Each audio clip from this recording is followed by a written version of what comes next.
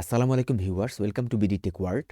আজকে বঙ্গবন্ধু শেখ মুজিব কুইজের 4 তারিখে অ্যান্সার আমরা দেখব। তার আগে আমি আমার চ্যানেলে এই কুইজের উত্তর প্রত্যেকদিন সঠিকভাবে পাবলিশ করে থাকি।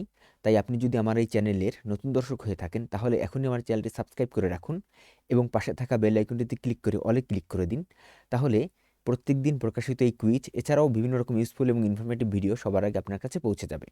তো চলুন ভিডিওটি আমরা শুরু করি। ভিডিওটি ছোট করার জন্য সরাসরি প্রশ্নে চলে যাচ্ছি। 6 দফাকে কিসের সঙ্গে তুলনা করা হয়?